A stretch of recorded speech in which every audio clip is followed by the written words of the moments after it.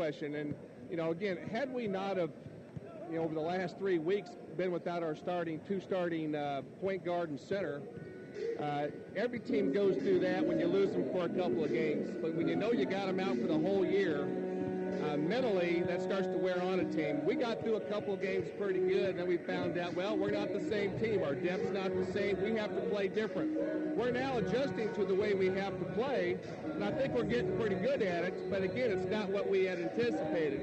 So the thing about it for us now is Missouri Valley is probably the best team I've seen in a good decade, or so at least, from here.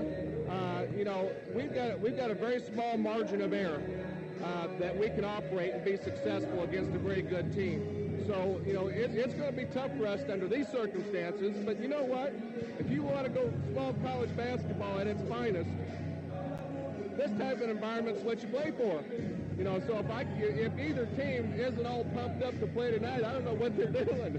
Well, you guys are huge rivals, aren't you? Well, yeah, yes and no. I don't know. It's never been the kind of rivalry that one of us goes to a national tournament and the other one doesn't. I think through the years, decades and decades and decades, there's just a lot of alumni that keep bringing up the fact that, hey, this is the rival game. I think we've had very good competition. Our players don't feel a rival game. Many of them have only been there 1 or 2 years, and they do not know the history. So it's not quite like it used to be. But when you get the colleges and the universities talking, this is the rival game. So this is the game you got to show up for and get ready to play. Chad Lance joins us for this ball game. Coach, CMU comes in. We had a big lead at their place, first conference game. They cut it down, had a shot to tie at the end. But when these two teams get together, it's going to be that kind of a game. Well, second side, I've been talking to our guys this week and let them know starting second side is that you're playing everybody at their very best. It's the middle rounds of heavyweight fight, and guys are playing well, and they've got some stuff figured out. So we definitely got to be ready to play. Home or on the road or whoever we're playing doesn't matter. All these games are crucial down the stretch. Well, you fought so hard to get in the spot you're in right now, in that third spot by yourself, and these home games, you just have to have them. You do got to have them, I think we played well at home, but, that's no indication, and you can't carry that with you. We got to come out and put our best foot forward and really do a good job on the defensive side. Central Methodist is a well-coached team, and they've got good players, and they've got one of the top scorers and shooters in the conference in Mitchell Farr, and they've got a lot of other good pieces to go around them. We didn't get a chance to face McCode in our first meeting, and he's very good and causes some mismatch problems. So we've got a work cut out for us tonight. But I think your bigs inside are playing better than they did. Obviously, the first game of the conference schedule as well. So they're going to have to deal with that. Well, that's our heart and soul. Our bigs. Even if we don't get the ball to them, just what they bring to the table and running offense through them. Coach, huge crowd out there tonight. I know it's Orange Crush. I know your wife's done a lot to put that together. She's got all the fans here, so now you've got to supply the win. How about that? Well, we're going to put our best foot forward, that's for sure. I told our guys in the locker room, I said, open up your soul and let the fans lead you. So hopefully we can do that tonight. Should be a lot of fun. Coach, talk to you after the game. All right, thank you. Nice rendition of our national anthem, and this is a heck of a night. Joe All, it's Orange Crush. This place is crowded, it's packed, and we're about ready to go. I'd like to, Mike Albers sitting over here to our left. Mike is known Mike for a long time. His son Jordan goes to school here, and he was sitting over the middle of that crowd, and I said, Mike, come on, we'll get you a chair. Mike's he's an old West End Hornet, just like right. you are, isn't That's right. So we're having a good time tonight. Huge crowd here tonight. The alumni social still going on, the Orange Crush, and it's time for the starting line. Mike McCode, we didn't play against him last time. He's out of Orlando, Florida. He is a 6'4 junior, and he is a good one. Cody Anderson missed that tying three at the end of the game. He is a 5'8 senior out of Springfield, Missouri. And Mitchell Farr, 6'2 senior. Farr, their leading scorer at 14.1 points a game. He is from Racine, Wisconsin. And Scott Stegeman, the 6'5 sophomore in the middle. For the Vikings, they're wearing their gray home uniforms tonight. The point guard is Byron Cook. Byron, the 5'11 freshman. He is out of Fort Worth, Texas. Andre Scott, a 6'2 senior, also from Fort Worth, Texas. Out of Cape Girardeau from the Boot Hill comes James Lane, a 6'6 senior, also played his junior college ball in Quincy at John Wood Community College. Robbie Burton, the 6'7 junior, has really been playing well. He is out of St. John's, Antigua. And then, of course, from Pittsfield, Illinois, Brad Hamilton, another product from John Wood Community College. He's a 6'2 senior out of Pittsfield, Illinois. So we're ready to go. And the Vikings have a 6-3 conference mark. Central Methodist 5-4, so you don't have to be a mathematician to know. CMU wins. You've got to tie that spot. The Vikings win. They get a 2-game lead over CMU. Full house, and we're ready to go. Well, as if this crowd needed anything to get them pumped up about what a game, that girls' game. Yeah. The Vikings win that one in overtime. That just raised the decibel level in here by about 10 or 12 decibels, I imagine. But, boy, this should be a great game. The Vikings, like you said, had to hold on to get that win down in Fayette, first conference game of the year. And this Central team, Jeff Sherman, Chad Lance, a couple of veteran coaches, they'll go at it toe-to-toe. And this is a big game as far as placement in the conference standing. A lot of people standing up in the balcony, and we're ready to have some I went up tonight. there to see all those folks. All the food was gone, though. Folks, down here now I see the women's team enjoying some of it. They deserve some of it. They sure do. They sure have a great women's game. All right, the Vikes in the gray with the purple numerals trimmed in orange, and the CMU Eagles in the black with the gray numerals, and we're courtside so we can see those numerals tonight. Robbie Burton in the jump circle against Mitchell Wendling, and the tip is controlled by the Eagles. Anderson has it.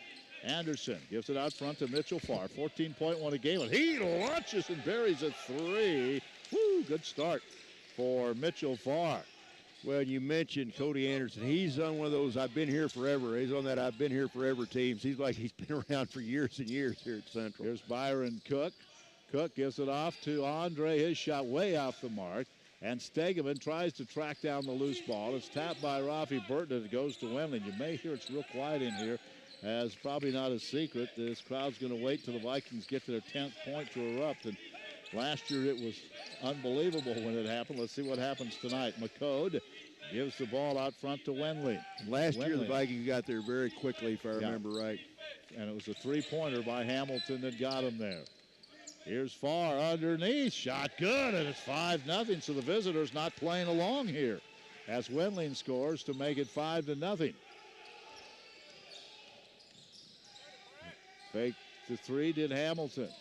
Back to Lane. Now they're working baseline to Andre Scott. Backs away. Man-to-man defense by these Eagles. Byron Cook out front. Shot clock at 16. We've played a minute and a half. The Vikes yet to score. Here's Cook. Looks underneath. Not there. Hamilton, long-range three. Got in the crowd. Stays quiet. And it's now 5-3. Boy, it'd be nice to have him have a big game. Yeah, we need to. And Brad averaging double figures. He shoots a three as well as anybody around. McCode swings it off to Anderson. Anderson on the right wing. Now here's another outside shot. This is good, and this one by McCode. So the Eagles coming in saying, hey, we like this crowd too. I think they're 3 out of 3, 2 threes so far. Here is Hamilton for another three. So Hamilton buries a couple. It's 8-6. This crowd wants to explode, don't they? Yeah, they do. Well, a couple more of those, and they will. Anderson gives it out high to Farr. Farr, ball knocked away, but it comes to Wendling, and he's going to be fouled. Ooh, for a moment, the Vikings had that ball, but it went off somebody's knee, and then Wendling took it right down central, and he was fouled. Look out, guys. Here comes Big Burton. Joe. Look out. Big Joe going to check into the game. Rafi Burton picked up the foul. It's 8-6, 17:51 to go. Wendling, a 6'6 junior. The first free throw on the way. Got it. He'll have another one. And Joe Williams will come in, and Rafi Burton going to leave. I don't think I like it when it's quiet. No, I'd rather have some noise in here right now. Quentin Hunter, a 6'3 junior, also coming in. So Coach Sherman going to his bench early. Coach Sherman knows what's going on. Other schools have used this same ploy. Wendling hits both free throws. He's got to be pleased to start. No, crowd, don't yell yet. It's 10 on the other side. The Vikes need to get to 10. Yep. Let's hit a 4-point shot. I'd be that one that'd go screaming when somebody got to 10. Yeah. Here is Cook. Leaves it off for Hamilton. Dump it underneath to Williams. Lost it. Picks it up in the corner. Joe now loses the ball. It's picked up by Wendling. Off it comes to Hunter. Hunter the other way. Through traffic. Top of the key to Anderson. Anderson, spin move, got away with a little push off. Now we'll work the right side. 10-6 CMU with 17:20 to go. Off it comes to Stegeman. Stegeman has a good ball movement by CMU. Stegman with it. Stegman works it into the corner to Anderson. Anderson. Remember, Cody had that last shot, could have tied it down in Fayette and missed it at the buzzer. After they came from way back. Here's Anderson, drives around, kicks it out to Hunter for three. Bam! And this team is red hot. Whoa! Hunter hits it. And before the crowd can get into it, it's 13-6. Crowd's still quiet. And Joe, I'll tell you, CMU Eagles have come in and said, you want to do all this and give away things and have a silent out and whatever you want. We're going to fire the ball, and they are red hot. That's their third triple. Three different guys, McCode, Mitchell Farr, and now Quentin Hunter, have all three drained three-point shots. And I don't think the Eagles, have they missed a shot yet? Boy, if they have, it was only one. They are burying those. It's 13-6. This team averages 80 points a game, so they can put some points on the board. Well, it's good to see Brad Hamilton. I'm glad to see Brad knock down his first couple of shots. A lot of times the Viking offense, remember a week ago tonight against Evangel, what a lift he gave this team in the second half. He hit 5 straight threes to start that second half stanza. You just have to weather this hot shooting team right now. Here's Hamilton. He'll drive inside, leave it off Williams out front. Joe back to Hamilton, fakes the three, drives baseline, takes it around, gives it off to Andre at the top of the key. He'll stop, fire about a 14-footer that won't go. Stegeman with a rebound. Off to Cody Anderson. Anderson across the timeline. 13-6. Here's Anderson, drives it and scores.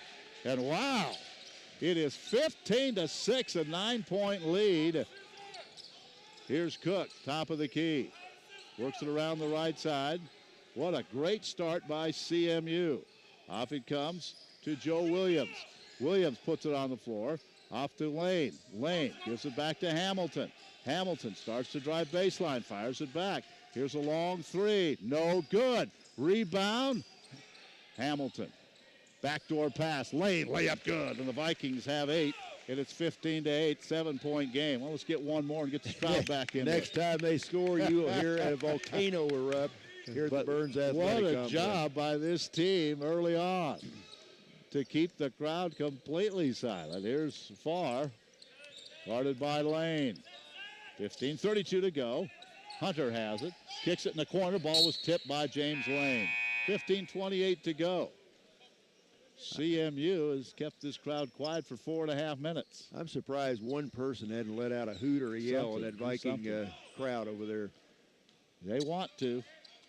Now it's Anderson. Give the Eagles credit as they have jumped out to a 15-8 lead. Hunter on the wing. Stegeman turns double, triple team. Picked up by Cook. Here comes Cook for the layup, and he is fouled. He'll shoot two. So if he makes both free throws, the crowd will erupt.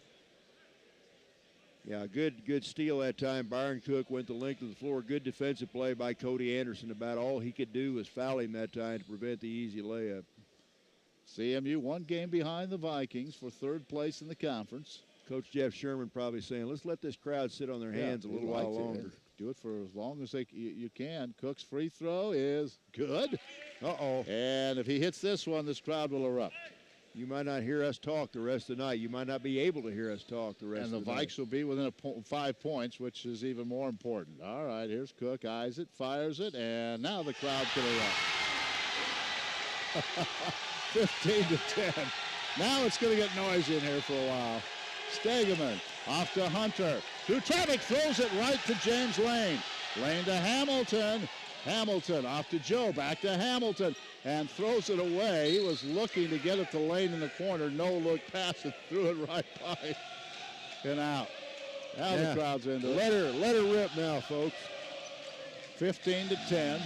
Vikings down by 5. 14:56 to go. Stegeman top of the key, leaves it for Hunter. Hunter out front to Farr. Farr to Anderson. Anderson puts the ball between the legs.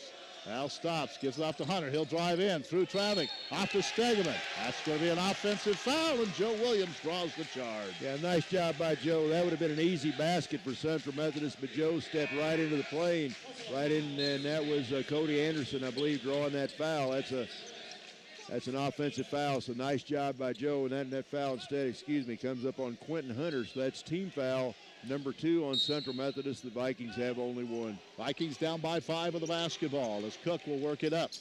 Also in for the Eagles now, Greg Williams. Cook into the forecourt. He gives it off to Kyle Hickey, who checked in, the freshman out of Fort Worth. Back it comes to Cook.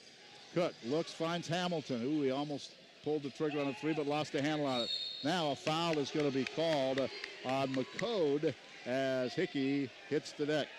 Kyle Hickey, a freshman that we've seen play better and better every time he's been out. He comes out of Fort Worth, and he really has given the Vikings a lift here these last 2 or 3 games. As Jordan Bowling comes in, Joe Williams will take a seat. Next time out, we'll talk about the women's scores from tonight. Vikings down by 5, 15-10, 14-17 to go. Here comes Cook, drives all the way, kicks it out to Lane. Now around to Hickey, drives left side, teardrop, won't go. And Jordan Bowling fights for the rebound. They're going to call him over the back. Yeah, good hustle by Jordan. He's a blue-collar worker down there on the block, and that time he goes over the back of one of the Eagles who had good position. That's just the second foul on Valley.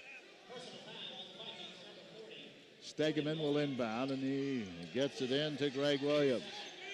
Now the crowd on their feet as the Eagles, good move, driving inside, shot is missed by McCode, rebound Lane. Those guys were up around the top of the rim on that layup attempt and that rebound. Now Cook in the lane where the teardrop won't go.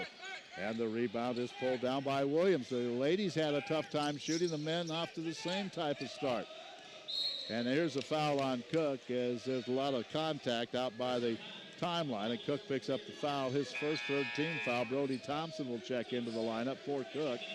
And Mitchell Wendling back in for CMU. And Wendling is going to replace Devin Pearson.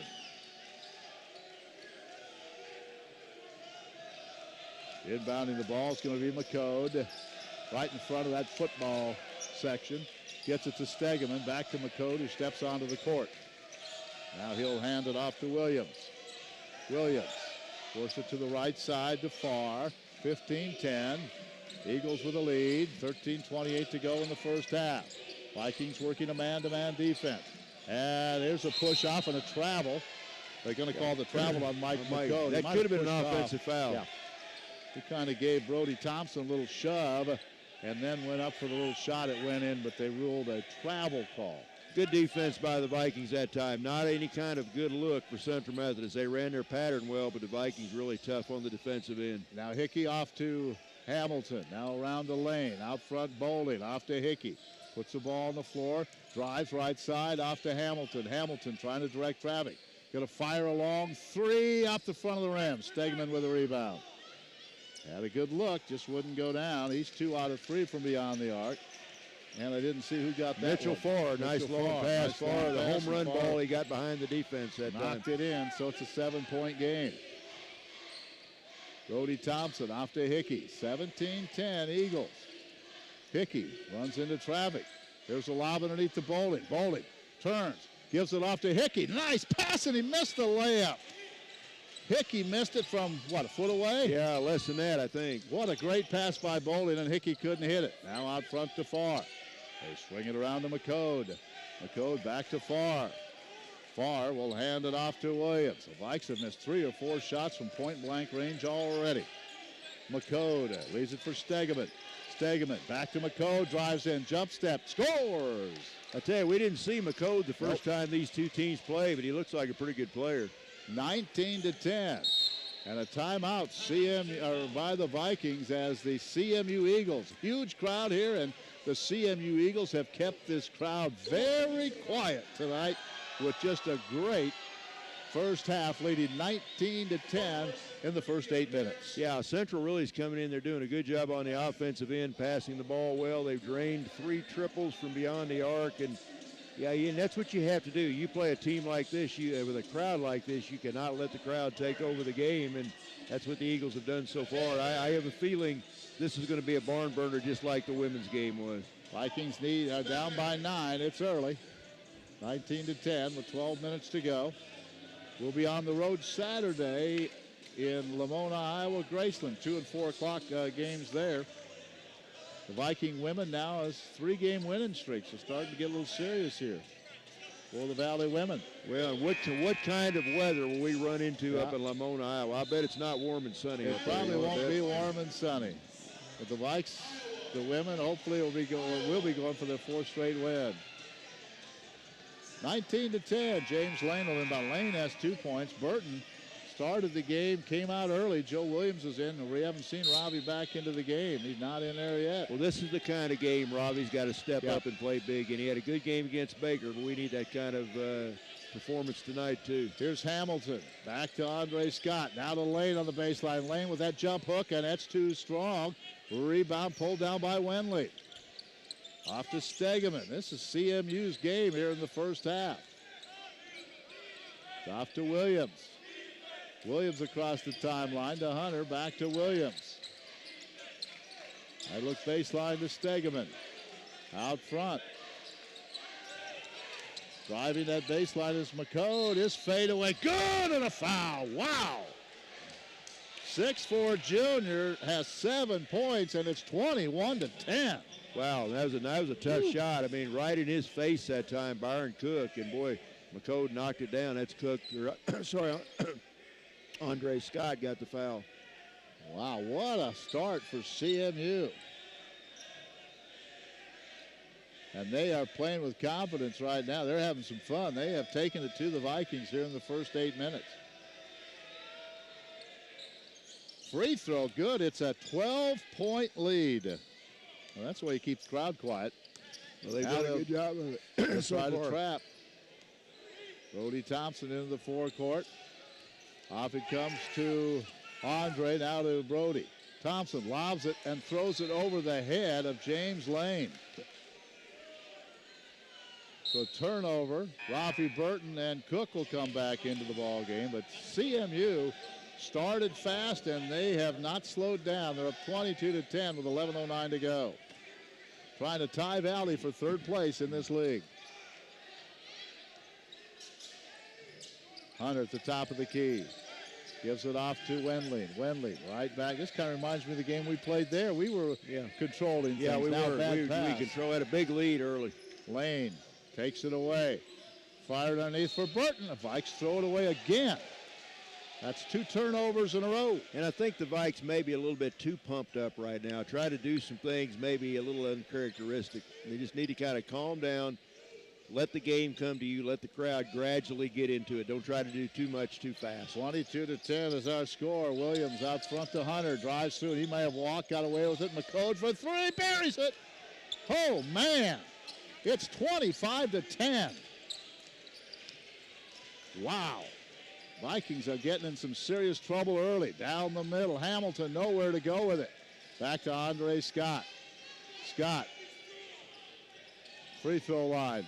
Looks backdoor for Cook. Cook in trouble. Back to Hamilton. Long 3. Good.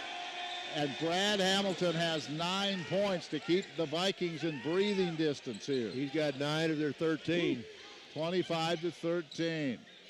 The other way, it's Williams. High post. Wenley turns. Gives it back. They'll drive inside. McCode again for 3. This one won't go. Long rebound pulled down by the Eagles. However, they'll get another crack at it. McCode leaves it out front for Williams. 9:42 to go in the first half, controlled by CMU. Williams down the middle to the lane, missed it. Burton with a rebound. Robbie finds Cook, gets it to him. Vikings want to run. Here's Hamilton, long 3, way off the mark. Rebounds his own. I thought he had his own miss, and now a foul's going to be called on Hamilton. Yeah, Brad a little bit deep that time, right in front of the Central Methodist bench. Tried to maybe shoot before he got feet set that time, but we've seen him hit so many long-range shots. I don't think there's such a thing as a bad shot when Brad Hamilton has the ball. Stegeman will inbound the ball.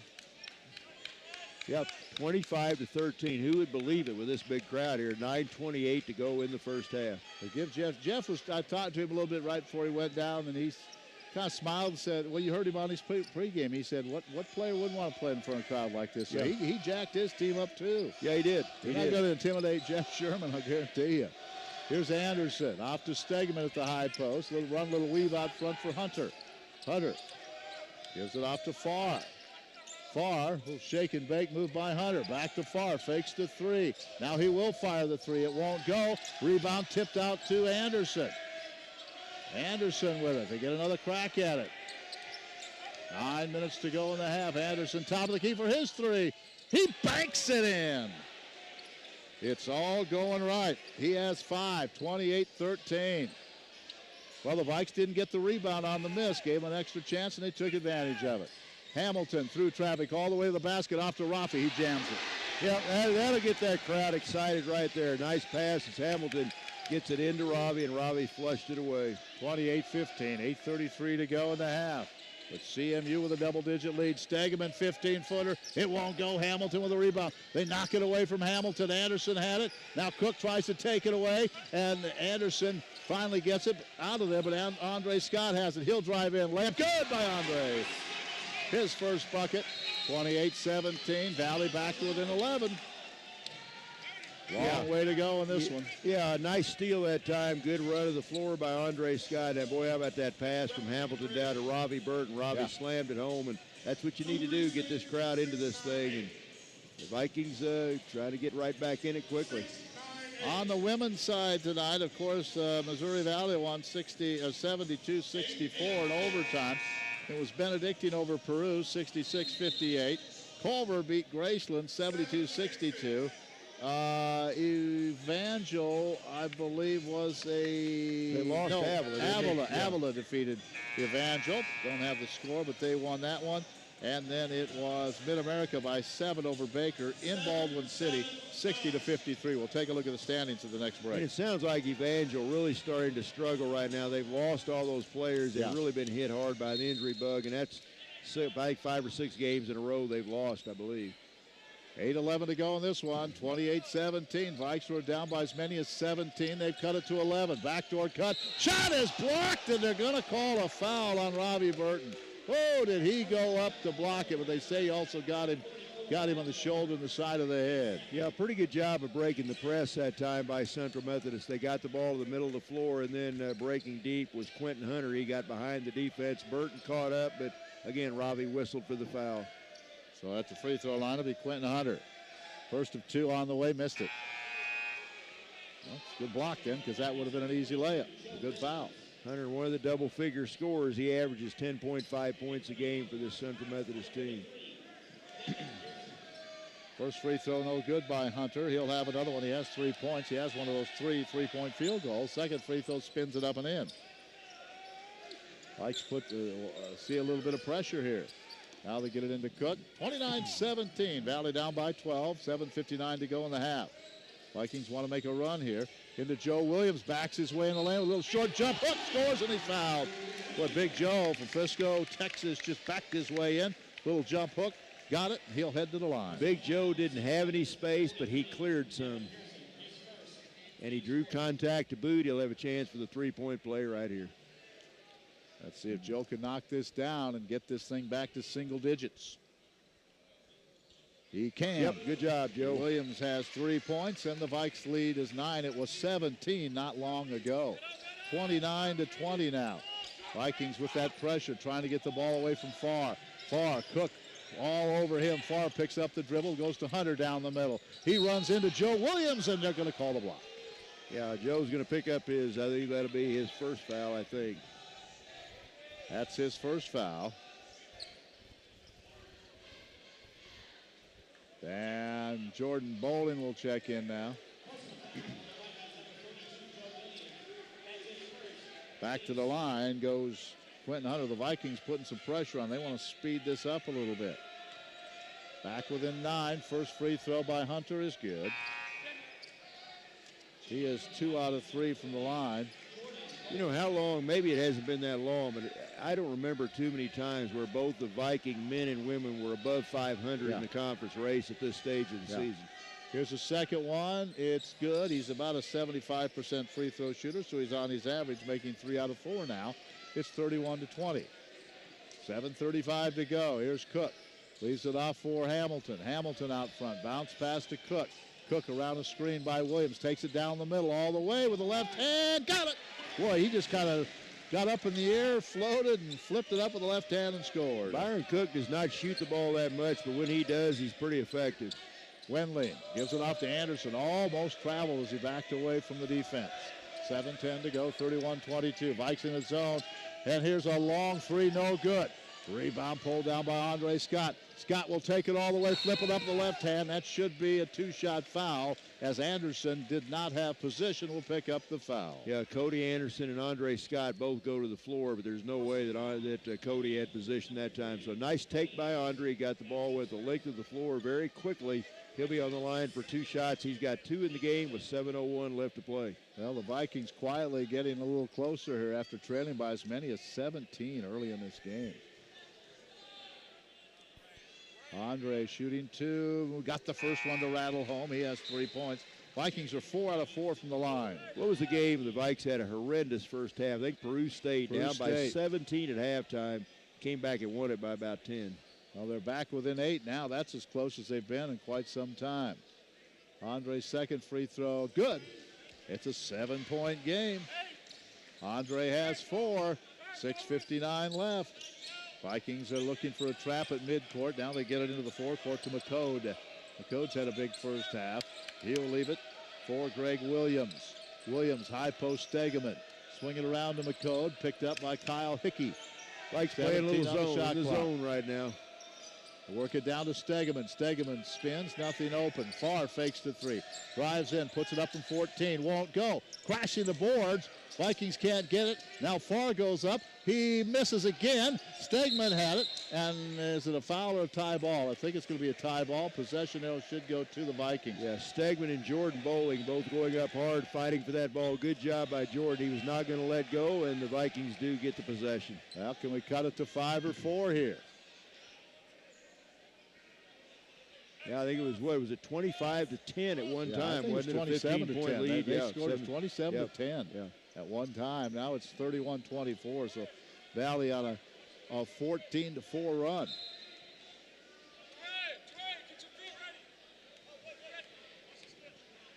As Cook will walk it up, down to 6:21. This first half moving right along. Of course, the first game went long. It was overtime. Here's Cook, high post Bowling. Now to Andre Scott. Andre back to Bowling against a CMU zone now. Andre's open for 3. Oh, rimmed it in and out. Joe Williams keeps it alive and tips it to Hickey. Pass underneath the Bowling. Head and shoulder fake. Puts it up. Scores. And it's fouled. It all started with Joe Williams keeping that alive on the missed shot. Then they get it into Bowling. He scores and is fouled. Yeah, nice pass by Andre Scott. He found Jordan Bowling down in the low block. Jordan went up, drew contact, had the concentration to kiss it off the glass. And he could pull the Vikings within 4, which is the closest they've been in a long, long time. Jordan Bowling eyes it, fires it, missed it. And the rebound, and that was close to a travel on Stegeman, but he got that ball on the floor before he walked with it. But Bowling makes it a 5-point game. First missed free throw by Valley. 5:45 to go. McCode out front to Farr. Farr. High post. Stegeman taken away by Cook, who stepped in the passing lane. Here comes Cook. Down the middle, into the corner. Andre Scott can't hit it. And Stegeman pulls it down, or rather Wendling pulls it down. Ooh, that would have made it a 3-point game. Lane ready to come back in. Farr gives it off to Williams. High pass Wendling. Wendling turns, works on Bowling, takes it in. May have walked, got away with it. Kicks it back out, top of the key. Farr missed it. Wendling got away with a push. And they give it off to McCode. McCode between the legs with a dribble. Gives it back out front. Now to Williams. Shot clock at 25, 4:57 to go. Wendling, 15-footer, missed it. Rebound Andre Scott. Vikings want to run. Andre into the forecourt in front of the CMU bench. Into the corner. Hickey, he'll drill, he'll fire one. Hit won't go. Long rebound. Hickey grabs his own rebound. Good quickness that time. Good hustle by Kyle Hickey to get that offensive rebound. Oh, boy, the Vikes have had some chances to cut into this even more. It's 31-26, 4:33 to go in the half. Hickey at the top of the key. Gives it around to Cook. Cook on the wing, right side. Back to Hickey. And the baseline. Andre Scott He drives, falls down, and they're going to say he lost his footing. The ball goes out. Take that shot. He had a wide open shot. Yeah, he did. He missed his last three. I think a little hesitant to take two in a row, but he's going to come out right now. Brad Hamilton back into the Viking lineup. 4:21 to go in the first half. Vikings have had their chances here in the last couple of possessions to get right back in it. They get a little closer, and they've been unable to do so. Now it's Greg Williams. Williams drives hard, right side, throws it away. I think Williams knocked away by Hamilton. Here's Cook, gives it off to Hamilton. Hamilton hands it back to Cook at the top of the key. 4 minutes to go in the half. Baseline Hickey, he'll raise up, he'll fire, it won't go. Vikings are ice cold right now. Neither team shooting the ball very well right now, and Coach Jeff Sherman wants a timeout. I mean, Central Methodist is hotter than a firecracker to start the game, but they've cooled off considerably also. Now the Vikings are down by 5, and I think we've had 3 or 4 possessions down by 5 and still staying that way. All right, here are the standings now on the women's side. Mid-American Nazarene and Benedictine are both 9-1. Culver Stockton 7-3. Then Valley 6-4. Baker's 5-5. And then we have Central Methodist, Graceland, Evangeline, Avila, all 3-7. And Peru State 2-8. So, Joe, the Vikings are 3 games ahead, or 1 game ahead of 5th place Baker, and then 3 games ahead of everybody else. So, looking pretty good with 7 to go, but long way, and we got to get one on the road at Graceland on Saturday. Well, you figure if the Vikings end up, a lot of things can happen between now and then, but if the Vikings would play, right now they'd play Baker. You'd much rather play them here than you would in Baldwin City. You betcha. Baseline, kick it out front. Now to McCode. Vikes are back working defensively. Back in their man-to-man. After playing zone on a few possessions. Here McCode sneaks inside. Can't score, but it's fouled. I tell you, McCode's a good player. He's quick. He can shoot the ball outside. He just kind of explodes to the basket, which he did that time. 31-26 CMU. 3:36 to go in the first half. That foul comes up on James Lane. That's James's first foul. That's team foul number 8 on the Vikings. 6 fouls on CMU. First of 2. Good. McCode 2 for 2 from the line. And the Eagles are 7 out of 8. 12 points for McCode in the game. He can make it 13 if he can hit the second free throw. Next one on the way. Missed it.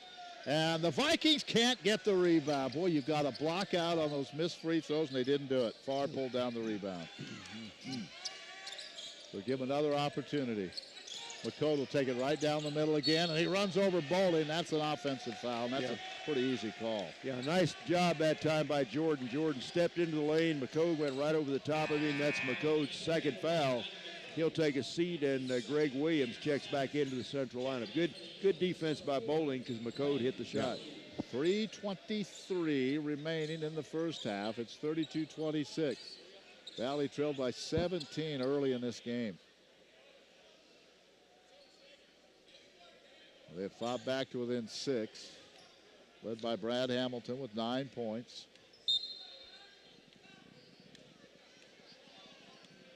Byron Cook, the point guard, into the forecourt. He's picked up there by Greg Williams. Works to the right side. Gets it to Hamilton out front. Hamilton guarded by Farr. Hamilton hands it to Hickey. Hickey top of the key. Wheels it back to Cook. Down to 17 on the shot clock, 3 on the game clock. Underneath, Jordan Bowling, strong move off the glass, and he scores. The Crane, Missouri sophomore knocks it down. We're back to a 4-point game, 32-28. And Jordan went up strong. That's exactly what you have to do in the post. Go up strong, and he did a great job of that time. Now the other way, it's Williams. Ball tipped him in the air, and Hamilton saves it, but it goes to Farr. Back to Williams at the top of the key. Now to Farr, 17 on the shot clock. Long 3, Hunter missed it. Rebound pulled down by Cook. Here come the Vikings 3 on 2. Cook behind the back, down the middle. No look pass. Lane scores, 2-point game. James Lane behind the back pass from Byron Cook. He did not draw the charge, and the Vikes were back within 2. And Byron looked one way, looked to the right, then came right back to the left for that pass to Lane. Great look off that time. Farr to Stegeman. High post. Boy, he's got a mismatch there. They had Cook on him in the lane. Here's a short jumper, and that time someone didn't pick up Hunter, and he got in the lane for the easy deuce 34-30. That's 8 points for Hunter in the game. Off top of the key, they work it inside to Jordan Bowling. He turns, scores again. Bowling wheels to his left, puts it in with the right hand, 34-32. He has 6. Boy, Jordan's shown some moves tonight on that post I haven't seen all year. Yeah. Great job by him. He's getting the PT right now. He's making it work. 1:42 to go in the fast-moving first half. The Eagles almost lost that one out of bounds. Far to Hunter. Baseline. Now they'll work it inside to Wendling. Spin move, and he scores. Wendling has 6. Back and forth we go, 36-32. Hickey with a basketball. Drives to Lane. Off to Bowling. Fakes the 3. Try a 3, Jordan. Puts Take it a on 3. the floor. In trouble now and gets it out to Cook. 20 on the shot clock. 1:12 in the first half. 36-32. Valley back within 4 after trailing by 17. Lane has it. Leaves it for Cook. Now baseline to James Lane. In traffic. Misses the shot. And the rebound pulled down by Williams. Down to 56 seconds to go. CMU with the lead. They probably will have the lead at the half. But it could have been a lot worse. Williams out front to Stegeman. Now back to Williams. Gives it off to Hunter. In the lane, Stegeman. Short jumper good by Stegeman. That's his first bucket.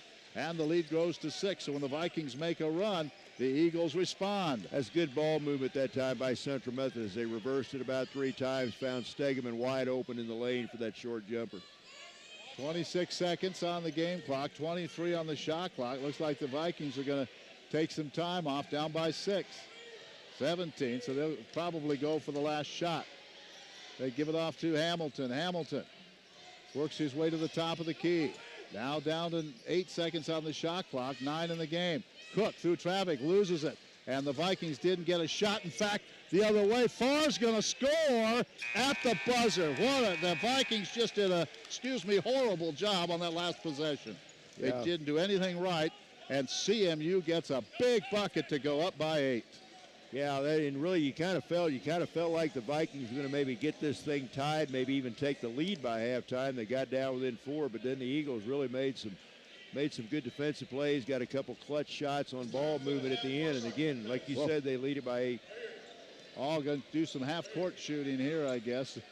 All the students are lining up. Here comes everybody out of the stands. We're all going to crack one. We're going to take a break. We'll be back with the scoring. We'll have some stats from the women's game. The Vikes will be back within 2, but the Eagles on a little run. They lead by 8 at the break. You don't usually get a stock tip from a 16-year-old, but I'm here to tell you about a different kind of stock. It's called Better Futures, a stock for social change that's not about making money. Instead, you invest to help students like me go to college. This is beyond a simple donation. It's the opportunity for America to invest in its kids and take an active stake in the future of the country. The return on your investment isn't money. What you get back is knowing you protected our potential. So one day, that potential can grow up to become surgeons and architects, executives and engineers, people who can change the future just by being a part of it. My name is Alicia, and I am your dividend. Invest in better futures with UNCF. Visit uncf.org/invest. A mind is a terrible thing to waste, but a wonderful thing to invest in. A public service announcement brought to you by UNCF and the Ad Council. My name is Tom Thornton. And my name is Cindy Thornton. We've been married 38 years. We're retired, and this is how we live united. We play golf and we travel, but we also decided we were going to give to and volunteer with United Way at our community free health clinic. I do the nursing at the clinic. I work the front office, checking in patients, greeting them, making them feel comfortable. United Way is how we contribute, because we know our time and money are going to the right places, the places that need it most and implement it best. Judging by the thank yous we get at the clinic, I'd say we're doing the right thing with our retirement too. We even get a few bless yous. It's incredible. We're Tom and Cindy Thornton. We volunteer at our community free health clinic, so we don't just wear the shirt. We live it. Give, advocate, volunteer, live united. Go to liveunited.org. Brought to you by United Way and the Ad Council. Well, we're waiting for the official statistics of this first half as all the students taking half-court shots. And there's one that hits the front of the rim.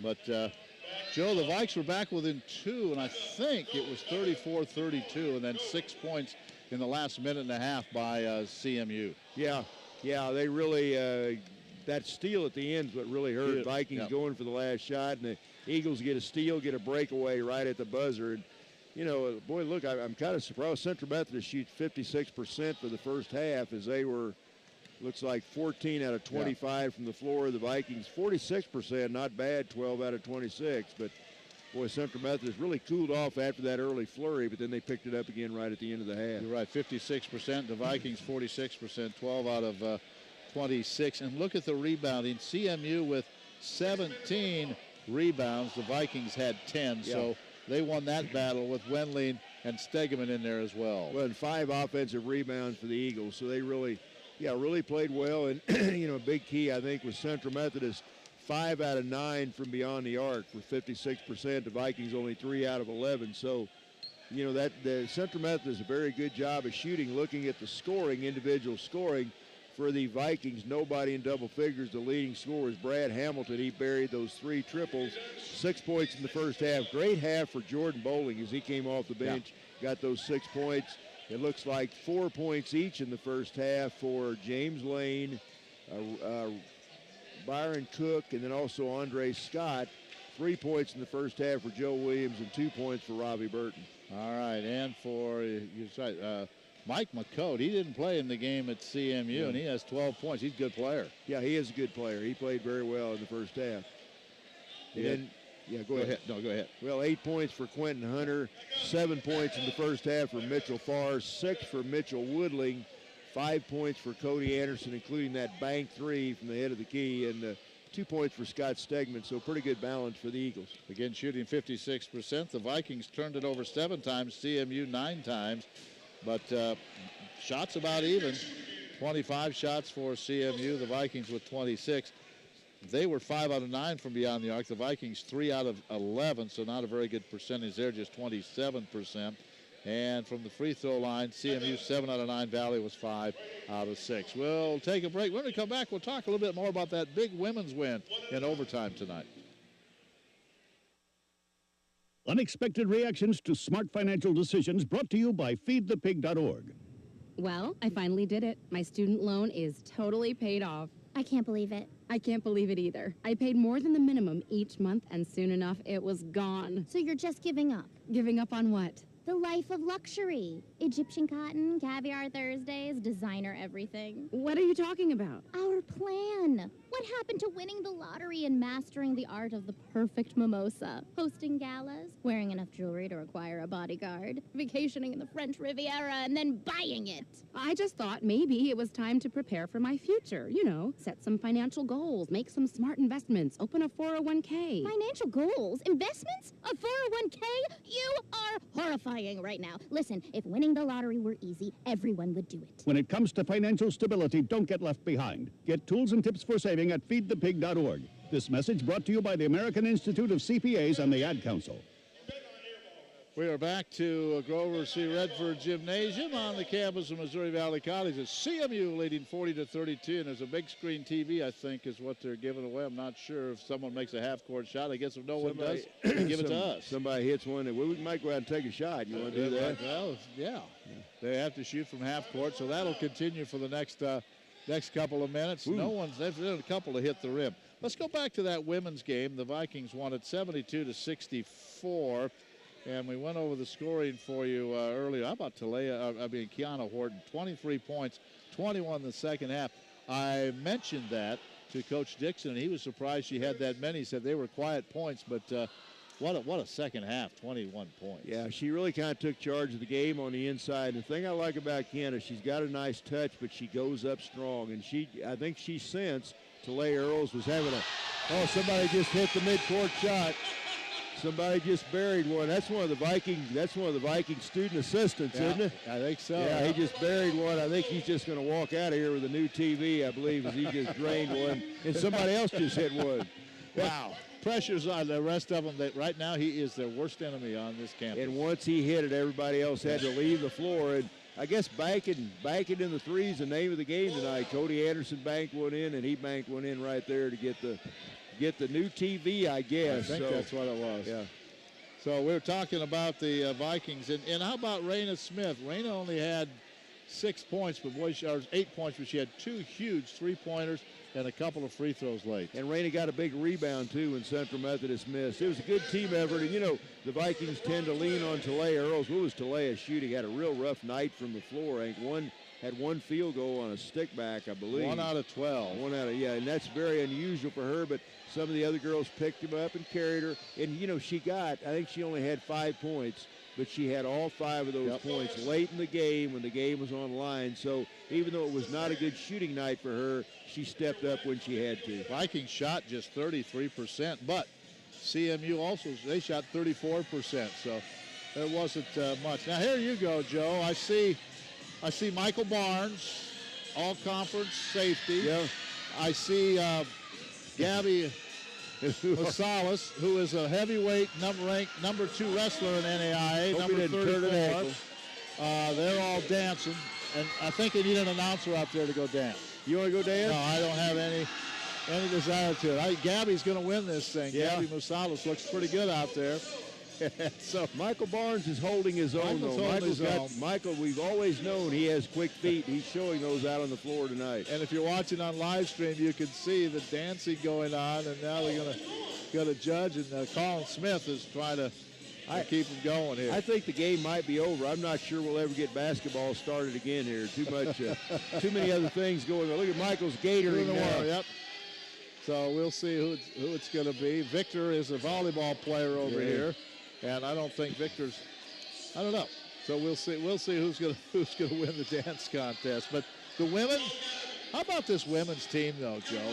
Here they are, 4th place. No one gave them that chance to do that. They were picked 7th in the pre-conference poll. Here they are, a full game up and in 4th place. Well, you know, and here we are. We beat Central Methodist first game of the year. Then we lose at home to Graceland. Yeah. Get blown right out of the gym by Mid-America. Yeah. Come right back after Christmas and lose to Avila at home. Right. You're sitting here at 1-3 and have lost 2 home games to 2 teams that we felt like we were just as good as. You're thinking, man, we're in big trouble. And boy, they turned it around. They got that big home win over Culver Stockton, and they played pretty well since then. Played pretty well. They won 3 in a row now, and they are 6-4. And again, they are in 4th spot and just a game behind Culver Stockton. And remember, we go there in a couple of weeks, and the Vikings own a win there, so that'll be a big one. But forget that right now. You've got Graceland on the road Saturday, then we take a Wednesday or a Thursday off, and then we have Mid-America here, so some huge games coming up. Well, and you talk about the men. The men have to win, I think, these next 3 games. We've got Central Methodist at home. We go to Graceland. Then a week from Saturday, we have Mid-America at home. 3 very winnable games. If Rice could win all 3 of those, the men, they'd be 9-3 in conference play. But they've got some ground to make up here as they're down by 8. All right, so we're gonna take a break. And when we come back, the dance contest will continue, and we'll be back. It's halftime at Orange Cross, and everybody having some fun.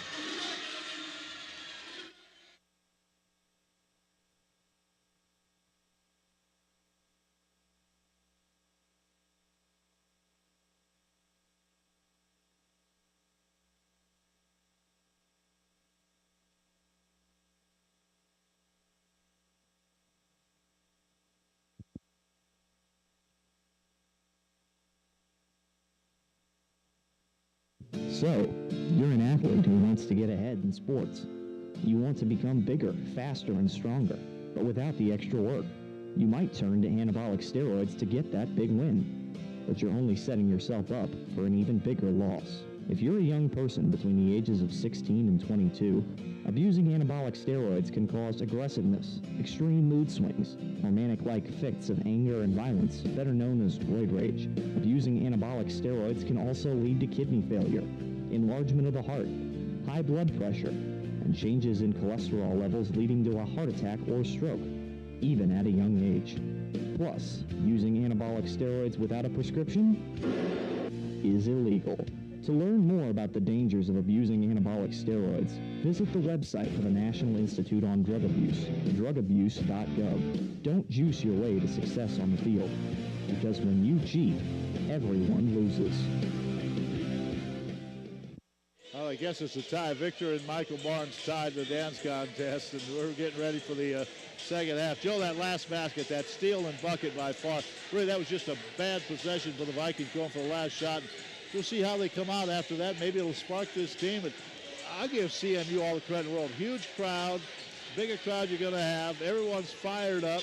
And CMU's come in here and shot 56%. Well, they did, and there at the end, Ken, you're thinking the Vikings going to come down, hit a shot, go into the locker room only down by 4. Instead, we turn it over, and we're down by 8. So what a big difference between 4 and 8 points. And, Central Methodist, and look at Coach Jeff Sherman. He's sitting on the sideline just calm as can be down there. He's been here before, and, boy, his team has come in and played a good first half. And I look for Chad Lance and the staff to get the Vikings pumped up in the second half. You remember that big second half they had against Peru State here not that long ago, and let's hope we see another effort like that here in the second half tonight. Vikings down 40-32 and did not shoot all that well, so I guess that's something to look forward to the Vikings here in the second half. We'll take one more. Well, we'll keep it right here.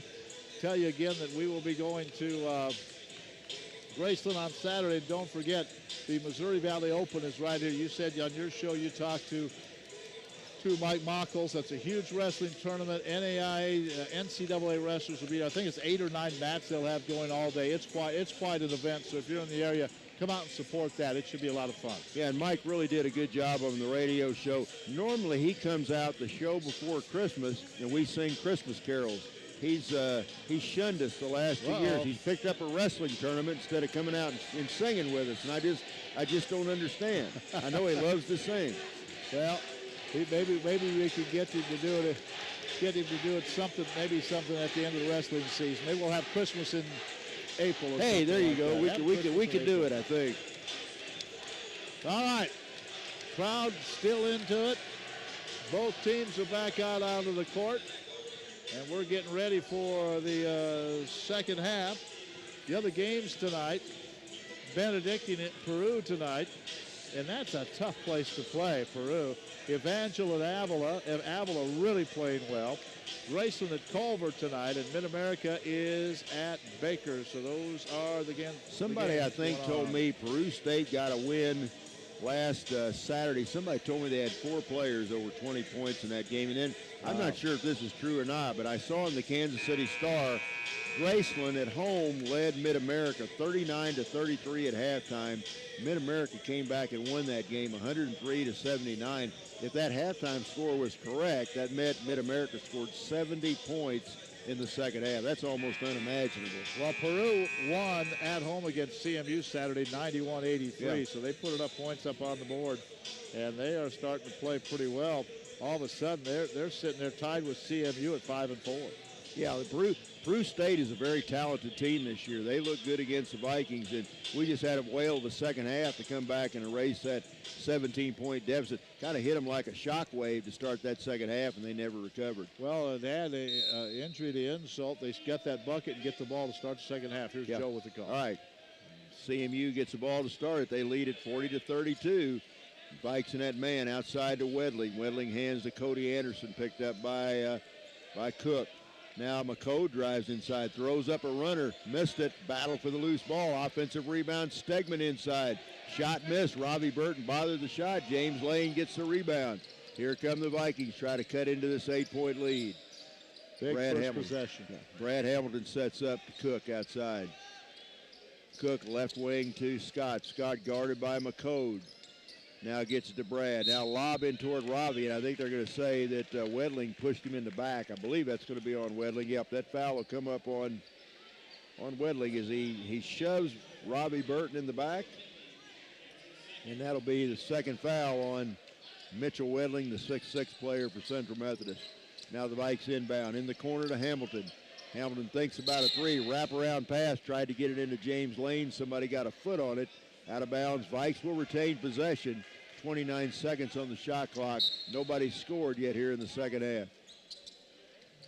Cook comes around a screen, hands to Brad. Head of the key, Robbie. Left wing, Scott. Andre thought about pulling the trigger, instead backs it outside to James Lane. Byron Cook, head of the key, Robbie. Robbie picked up by Wedling, pulls up for the jumper. No good. Offensive rebound, James Lane up and in. Nice job as James Lane gets the offensive rebound, sticks it in, give him 6 in the game. It's a 6-point game. Want to play some defense here. You want to get right back in this thing in the first 4 minutes of the second half. Now outside McCode. McCode picked up by Ravi. Now tries to get it inside to Wedling, taken away by Andre Scott. Good defense by the Vikings that time. Now Cook real quickly walks it across the timeline to Brad. 2-possession game, 18:29 left. Brad goes around McCode. Nice pass into Ravi, and Ravi's fouled. And there again, Brad Hamilton shows his passing ability. He penetrated, dished it into Ravi. Ravi's got the 2-shot foul. We've talked about this before. He just knows how to play the game. He knew if he went baseline, something, they'd come over to help. Ravi would be open, got him the ball. He just knows how to play the game. Isn't Brad's dad a coach? I don't know, but maybe not. He's sure been coached well. I thought I heard that somewhere, but maybe not. And Ravi misses the first free throw. That foul was on Cody Anderson. That's his third. And the Eagles have picked up 2 quick team fouls to start the second half. Burton will have one more to try to make it a 5-point game. The junior out of St. John's, Antigua, missed them both. Don't see that very often. Ravi misses both, comes up empty-handed. CMU dodges a bullet. They still lead it by 6. Williams to Stegman outside. Now McCode gets it head of the key to Mitchell Farr. Gives it on the right wing to Stegman. Now back to Wedling. On the left wing, it comes to Williams. Farr thought about a 3. Now spins just inside the free throw line. Puts up a jumper and knocks it down. Mitchell Farr is pretty smooth. Yeah. He's got 9. He and McCode are both good players. Now Scott with a 3 for the Vikings. Missed it off the back of the rim. Offensive rebound, Ravi. Hook shot inside, got it. Nice offensive rebound, Ravi Burton. He flipped up the hook shot. Got the shooter's touch, got the roll. It's a 6-point game once again. Big bucket now. See if the Vikes can get a miss and a rebound. 17.5 minutes left. There's a deep 3 by Central Methodist. That one taken by Farr. Missed. Rebound, James Lane. Here come the Vikings. It's a 2-possession game, trying to trim into that lead. Hamilton wraparound pass into Ravi. Ravi slams it off the backboard. Boy, I don't know what Ravi was doing on that shot. He just slams it off the board. There's a foul on the Vikings. That wasn't much of a shot. He just turned and slung it. That one wasn't going to go in. And that foul is going to come up on Byron Cook. That'll be Byron's second foul. It's a non-shooting foul, so with 17:21 left to play in the game, Central Methodist takes it out of bounds. They lead it 42-36. For the Vikings, Jake Fletcher in for the first time. Fletcher, Cook, Lane, Hamilton, Ravi Burton. That's a quintet on the floor for the Vikings. Now Williams, the pelota, gets it inside to Wedling. Wedling ball fake, puts it up and in. Fake James Lane up in the air, got it and laid it off the glass. And give Mitchell Wedling, he's got 8 points in the game right now. Here come the Vikes the other way. Cook outside. Splits through the double team. Back to Ravi. Ravi for 3. This one missed. Offensive rebound. James Lane up and in. That's the second straight time that Lane's got a missed shot, stuck it back in. He's got 8 to bring the Viking deficit back to 6. Now those are big offensive rebounds the Vikings have gotten the last couple of trips down. Now Farr, Central Methodist runs a little weave outside McCode. That shot's off the right side. Rebound, Byron Cook. Here come the Vikings. Cook down the middle, flips it up unmolested. And I tell you, nobody picked Byron Cook up that time at all. He took it coast to coast. Nobody even thought about getting in front of him. He lays it in. It's a 4-point game with 16-17 left to play. Coach Sherman did not like that shot by McCode. That was a deep 3 and early in the shot clock. Another deep 3. This one by Farr. This one goes in, though, as Mitchell Farr drains his second triple of the game. He's got 12, lead back up to 7 for Central Methodist. Lane, left wing, Jake Fletcher. Jake spins right in front of Coach Chad Lance. Here's a 3 by Lane. Got it. James Lane's Mr. Offense here in the second half. He's got 7 second-half points for the Vikings as the Central Methodist lead trimmed back down to 4 again. Vikes in that man. Wedling, hands outside to Farr. Farr backs out, guarded by Ravi Burton. Thinks about a 3. Now drives inside, had it knocked away. Now taken away by Hamilton. Brad lobs for Burton, and Ravi's fouled. And Mike McCode doesn't like the call, but he's going to be whistled for his 3rd foul as he goes up. And another great pass by Brad Hamilton. He just took that ball. He was on the run. He just laid it up around the rim, let Ravi Burton run under it, and Ravi draws the 2-shot foul. Let's see if Ravi can make these. I almost was going to say kind of like Hamilton just to take that by himself. I think he would have got fouled. Well, they say the foul was not on a shot. It was on the pass. Okay. Yeah, I guess that foul. Nonetheless, that is the third foul on Mike McCode, and that could be big for the Vikings. McCode's been on fire. Outside now to Fletcher. They get it ahead of the key to James Lane. Lane back to Andre. Andre just inside the free throw line. Now backs it out to Byron Cook. Head of the key to Big Joe, who's in the lineup. Scott, left hand wraparound pass. Oh, Lane almost loses it. Now there's going to be a foul. As they said, a nice ball fake by James Lane. They said that Mitchell Wedling kicked him, and I believe that's going to be Wedling's third foul. So Wedling, Cody Anderson, and Mike McCode, 3 starters for Central Methodist, all have 3 fouls here with 15-14 left to play.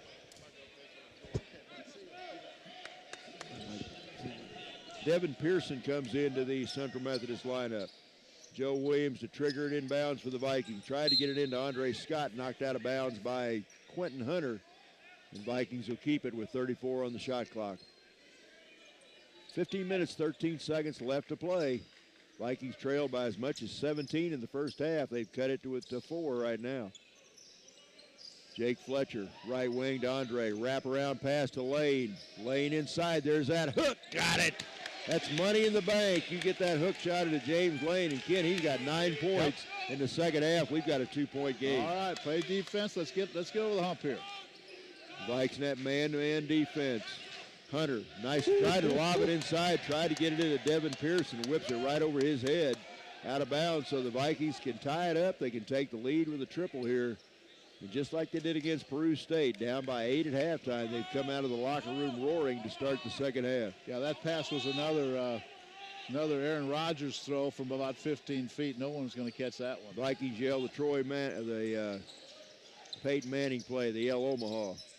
Outside now to Lane. Lane lobs to Williams. Big Joe for the tie. Got it.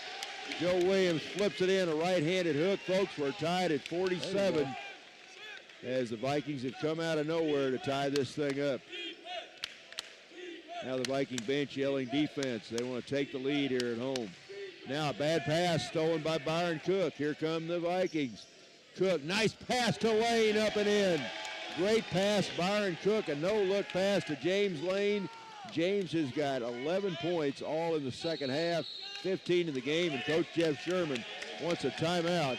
So 14 minutes and 2 seconds left to play. The Vikings a 49-47 lead as they've outscored Central Methodist by 10 points here to start the second half. James Lane really doing a great job, and I'm going to go. My second player of the second half is going to be Big Joe Williams. That was a nice shot off the glass. He's done a good job defensively, and it's on the defensive end. The Vikings have the lead. Is this their first lead of the game? I believe it is. I think it is. I think Central Methodist led the entire first half, I believe. Got within, it was 5-0. We got within 2 a couple times, and then got down by 17, got within 2, down by 8 at the half, and now have the lead, 49-47. So Vikings need to keep it going now, and got the crowd back into this thing. Let's go get it. Well, I got a feeling this game's going to go right down to the wire with a good timeout by Central Methodist. But boy, how about James Lane? James Lane, 11 points to start this second half, and he's done everything. A couple of offensive rebounds. Now, James really got the offense going. He took a couple of missed shots, got rebounds, stuck them back in. Those were both big. Timeout called by CMU. So the first 6 minutes of the second half belongs to the Vikings. And let's see if they can keep it going here. 14:02 left to play. The Vikings have taken their first lead at 49-47. It's Byron Cook, Jake Fletcher, Joe Williams, James Lane, Andre Scott, the quintet on the floor for the Vikings right now. It'll be Central Methodist ball. And now James Lane almost steals the inbound pass. Good hustle by James that time. Got a hand on it, but it comes back to Central. Head of the key now to Hunter. Hunter guarded by Scott. Left wing, Greg Williams around the screen. Williams tries to split the double team. There's a deep three and then rolls out. That three was taken that time by Quentin Hunter. Vikes get the stick back. I didn't see who stuck that. Pearson stuck that one back in. I missed that. I was shielded out that time, and Devin Pearson puts it back in to tie the game back up at 49 apiece. Vikings didn't get a body on him, and he's crashed in there and got the rebound. Andre Scott outside. Left-hand dribble gives it back to Byron Cook. Cook comes around a Joe Williams screen. Now behind the back dribble. Byron down Main Street. Tried to flip it up at it. Knocked away. That shot was blocked that time by Pearson, out of bounds. Coach Jeff Sherman thought Cook the last to touch it. I kind of thought he might have been too. But it goes back to the Vikings with 13-16 left, tied at 49. Cook looking back to Hamilton. Hamilton low block Williams. Joe fakes, flips it up with the left hand. And you said just a minute ago you thought Joe might be the big man of the second half. He used his left hand that time and kissed it off the glass to using that backboard. Once again give the Vikings a 2-point lead. Farr gets it out head of the key to Pearson. Left wing to Williams. Williams guarded by Cook. Now crashing inside, a runner up and in. That was a nice take that time by Quentin Hunter as he flipped that one off the glass. He's in double figures with 10. We're tied again, this time at 51 with 12:43 left in the game. Big Joe left wing to Hamilton. Hamilton head of the key to James Lane. Lane right wing Cook. Good ball reversal by the Vikings. Big Joe back to Andre. Andre's three, a little bit short. Rebound Stegman for Central Methodist. Central on the run. Hunter outside to Williams. Farr, a deep NBA three. This one no good. Rebound Lane. Good defense by the Vikes that time. Byron Cook quickly across the timeline. Lane down the middle. James throws up a hook, and he's fouled. I think that foul is going to be before the shot. James Lane put the hook shot in, but I think they're going to say the contact occurred halfway down the lane. That was a good call. And that's the 5th foul already on the Eagles, and the Vikes only have 1, so maybe shooting free throws for a while. Good job by Joe Williams. He comes out. James Lane will get a break, and Jordan Bolden and Robbie Burton come back in. Scott Stegman gets the foul for Central Methodist. That's his first. And Greg Williams comes out. Let's see who came back into the Central lineup, trying to see who that was. Now do we have a timeout? Looks like we've got a timeout. Looks like we've got a timeout on the floor. Well, so I think Greg Williams cut himself, and Kennedy Seifert, who is the trainer for the men's team at CMU, young lady from Moberly, is working on him down there. You know, I saw you speak of Kennedy. I saw your buddy Kenny Seifert. I saw him the other day at Wentworth. Played Central Methodist JV, and he was one of the officials there up in Lexington. I hadn't talked to Kenny for a long time. Of course, he's the athletic director at Moberly High School, the former junior college basketball coach of the Greyhounds, I believe. Yep, and that's his daughter. She's finishing up her master's as the trainer, and she's a trainer this year. All right, it's Viking ball. We're tied at 51. There's a three by Hamilton. Good. Brad Hamilton buries his 4th triple of the game. He's got 12 points. The Vikings' biggest lead of the game for them. They go up by 3. Good play call. There's a deep three by Farr. He knocks it down on the other end. So Brad Hamilton, Mitchell Farr exchange threes. And once again, with 11:48 to go, we're tied at 54. Andre out head of the key to Burton. Burton lobs into Bowling. Bowling off the glass, had it knocked away, and I think that was Quentin Hunter.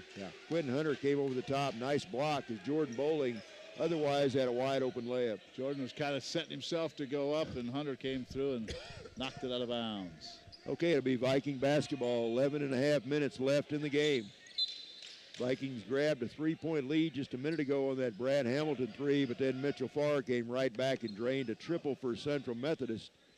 And that's where we are right now, even at 54. James Lane just gave us a fist bump here. What a big start to the half he had. He needs to get back on the floor. I don't care if he fist bumps you. I want him on the floor. Yeah, I know it. Now Burton inside. Robbie throws up a runner inside the lane. Missed it. Rebound Hunter. So the Vikes miss a chance to once again regain the lead. Williams outside. Hands out to Farr. Farr guarded by Hamilton. Now Burton goes for the steal. Now spinning inside off the baseline. Shot missed. Offensive rebound Stegman. Stegman back out to Hunter. Hunter thinks about a deep three, instead penetrates with the left hand up and in. So Quentin Hunter thought about a three, instead went right down Main Street with the left hand, gives the Eagles a 2-point lead. That started with an offensive rebound, though, but now Cook is fouled. He'll shoot a couple free throws. And Byron Cook, as he's done so many times, just explodes from one end of the floor to the other. He's fouled on the shot, so Byron will be at the line for 2 shots with 10:59 left. 56-54, Central Methodist, who's led most of the game, leads now by 2. Byron's first shot in the air, missed it. Bodie Thompson will check in. Byron 2 out of 3 from the line now at 6 points. Byron again will be at the line for one more. Byron's second shot in the air, missed them both. Don't see that very often. Byron comes up empty-handed, so Central maintains that 2-point lead. Byron out of Fort Worth, Texas. There's a deep three. This one long, rebound Hamilton. Here comes Brad. Quickly across the timeline, picked up out there by Hunter. Hunter goes to the ground. They're going to call an offensive foul. As they say, Brad Hamilton shoved off on Quentin Hunter. And Brad picks up his. I've got him for 2 fouls. That'll be his second. Yeah, there was some contact there. Now Brody Thompson comes back in. Byron Cook takes a seat. James Lane back into the lineup. Jordan Bowling, the senior out of Crane, comes over for a seat. I think a little acting too, but the official was right there, and when the player went down, he called the foul. They listed Jordan Bowling. He's only a sophomore. They list him as a senior in the program, the regular program we have, but he's just a sophomore. All right, head of the key, it comes outside to Pearson. Now Pearson throws it at the feet of Greg Williams. It goes out of bounds, so the Eagles turn it over with a 2-point lead, 10.5 minutes left to play in the game. Vikes get it back. They can retake the lead if they can drain a triple here. Head of the key now, it goes to Lane. Lane to Brody. Brody wraparound pass into Ravi. Ravi off the glass and a nice block that time. I believe that was Pearson that went up there and blocked that shot by Burton. Here comes Williams down the lane into the corner. There's a three out of the corner. This one misses, and that's a new player in the game. That's Tommy Powers, missed the three. Here comes Hamilton. Now Powers takes it away from Hamilton, and Brad fouls him. So Tommy Powers gets the steal. Brad Hamilton picks up his third foul. And Central gets the ball back as we're halfway through the second half. And Joe Williams right back in for Ravi Burton. Kyle Hickey also into the Viking lineup. So it's James Lane, Joe Williams, Brody Thompson, Andre Scott, Kyle Hickey, the quintet on the floor for the Vikings right now as we're under 10 minutes to go in the game. Stegman out to Wedling, hands it back outside to Powers. Now Powers head of the key to Hunter, almost walked with it. Andre Scott picks him up. Throws it across court to Williams, down to 17 on the shot clock as Williams tries to split the double team. Wedling with the left-hand hook, no good. Rebound Brody. Good defense again by the Vikings. Andre Scott quickly down the lane, bump, no call, flips it up and missed it, but he's fouled. And Andre Scott, I think, fouled about 3 different times on that drive. They finally called it on the shot, so that'll put Andre, the senior out of Fort Worth, Texas, on the line for 2 shots. If he can hit them both, he can tie things back up with 9:33 left to play. Andre with 4 points in the game, 2 out of 2 from the line. He'll have a couple right here. Senior bends the knees, got the first one, so Andre will have one more. McCode comes back in. Cody Anderson comes in. Both those gentlemen have 3 fouls for Central Methodist. They're both back into the lineup with 9:33 left to play. Second shot by Andre for the tie. Got them both, so we're tied once again, this time at 56. Pressure by the Vikings in the backcourt. Central takes their time. They get the ball across to Cody. Good job breaking the press by the Eagles. And a couple seconds on the 10-second clock to spare. You're right. Vikes in his own defense right now. Looks like a 2-3 zone. McCode gets it high post to Powers. Almost walked. Now back to Anderson. Right wing. Driving inside. Oh, McCode. What a nice take that time as Mike McCode got that ball in the right wing. Spun through about 3 defenders. Laid that one off the glass to put Central back up by 2. Hickey outside to Big Joe. They try to get it down the lane. They say that one of the Eagles kicked it. So very unselfish is Big Joe Williams trying to get the ball down low on the low block, and Vikings keep the ball. 8:54 left to play. Now Brody looking inside, put up and in. They get the ball to James Lane, and James flips it in. James has 13 points in the second half. 17 in the game. We're tied once again at 58. He was underneath the backboard, had to use a little English on that shot to spin it in, and he did it perfectly. 58-58, 8:37 left in the game. Powers comes around a screen with a left-hand dribble. Gives it back to Anderson. Now Wedling gets it. Anderson to back it out and reset the offense. Deep three by Powers. Missed it. Anderson tracks down the offensive rebound. Smallest guy on the court. Now James Lane almost had the steal, but James can't hold possession, so he knocks it out of bounds as Mitchell Farr comes back in. Looks like Tommy Powers is going to take a seat. Boy, those offensive rebounds are really helping these CMU Eagles here in the second half. Yeah, and what was that rebounding edge? You know, the stat sheet here a minute ago. In the first half. They had a pretty good edge, yeah. Yeah, Central Methodist had a pretty good rebounding edge. There's a three by Farr. It's good. So Mitchell Farr buries, and that's his 4th triple of the game. He's got 18 points. Central goes back up by 3 with 8 minutes left to play. Now, nice job as Brody Thompson finds Joe Williams underneath. Joe's had a big second half. You called that one, partner. That's 6 points for Joe in the second half. Central leads it by 1. We talked about the rebounding. Central had a 17-10 rebounding edge in the first half. And they're continuing that rebound edge here in the second half. Outside now, they try to lob it into Wedling as Joe Williams. Joe knocked it away, then dives into the first row of students on the far side. Joe hit the deck and slid about 6 feet across the floor, and I'm not sure he didn't bang his head on that front row of bleachers over there, but you're not going to hurt him. Well, I'm telling you one thing. Right now, you want him in the game. He is really working inside. Yes, both he ends is. of the floor. Yeah, playing. Very physical player, gives it 100% all the time. All right, Eagles to inbound. They get it outside to Stegman. Anderson out beyond the arc, guarded by Brody Thompson. 61-60, Central Methodist. Anderson now spins with the left-hand dribble. Tried to penetrate, cut off. Now gets it down the baseline. There's a jumper right ahead of the shot clock, and that ball hit something, hit that guide wire above the backboard. So nice defense by the Vikings as they force a shot clock violation. And a good job. Anderson had the ball. It was a temptation to reach in, but the shot clock winding down. The Vikes just stayed away from him, and they couldn't get the shot off. Vikes can regain the lead with the Buccaneers. 7:15 left to play. Head of the key, Big Joe. Big Joe has it knocked away, but he runs it down right near midcourt. Now Wedling goes to the ground. Brody will set the offense between the circles. 14 seconds on the shot clock. Every possession becoming important now. Now Brody behind the back pass to Lane. There's that hook. Oh, left it short that time. Now rebound up and in. So James Lane missed the hook, got his rebound, put it in. He's got, Big James has 15 points in the second half, 19 in the game. Did a good job of using his right shoulder to clear some space. Didn't call it. He got the layup. Vikings lead by 1 with 6.5 minutes left to play.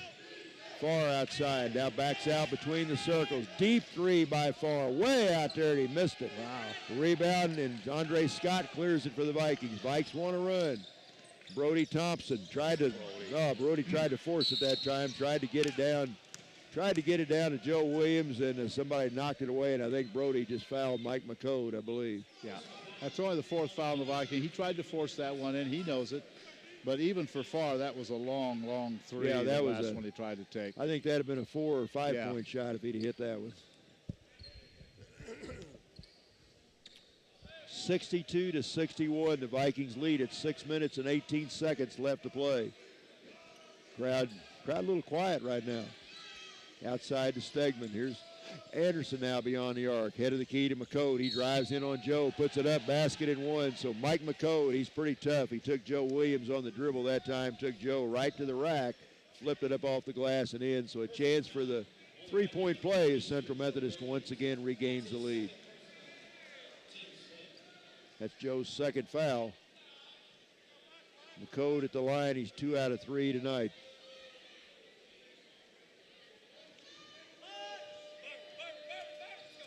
Mike McCode hails from Orlando, Florida. He's a 6'4 junior, and he missed the free throw.